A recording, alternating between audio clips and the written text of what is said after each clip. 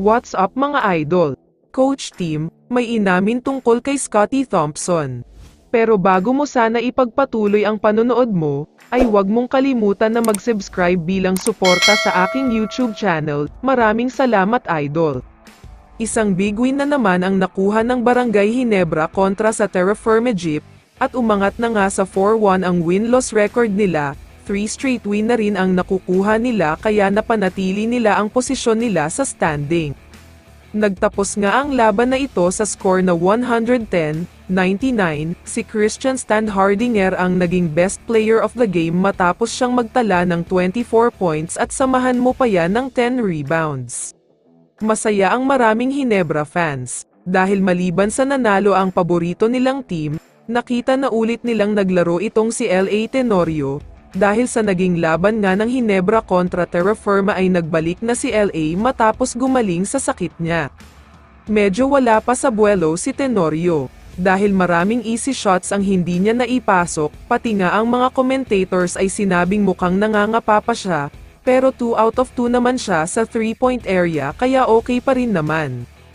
Samantala, kahit masaya ang mga Ginebra fans sa pagbabalik ni LA Tenorio, hindi pa rin makapagsaya ang lahat, dahil may isang importante at key player mula sa Ginebra ang hindi naglaro, ito nga ay walang iba kundi si Scottie Thompson. Sinabi kasi ng PBA reporter na ang dahilan daw kung bakit hindi naglaro si Scottie, ay dahil nadaganan siya noon ni Bradwin Ginto sa naging laban nila kontra Blackwater. Medyo malala nga ang pagdagan sa kanya.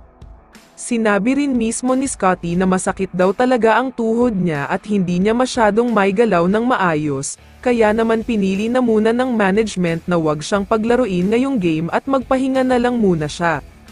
Samantala, ayon naman kay Coach Team, mukhang hindi daw talaga maganda ang naging tama ni Scottie Thompson sa tuhod, dahil halos hindi daw ito nakakasama sa practice, shooting nga lang daw ang nakakayanan gawin ngayon ni Scottie.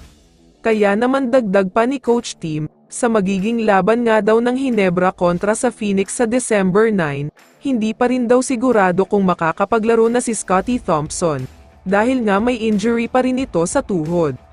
Ayaw naman daw nilang isugal ang kalusugan niya, kaya naman wag na lang daw sanang madismaya ang mga fans, kapag hindi naglaro itong si Scottie sa December 9 dahil para din naman ito sa ikabubuti ng kalusugan niya.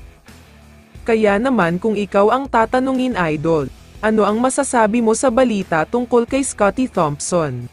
I-comment mo naman ang sagot mo sa tanong na ito. So dito na nagtatapos ang video na ito. Maraming salamat sa pagsuporta at panonood mga idol. Ingat at bye-bye.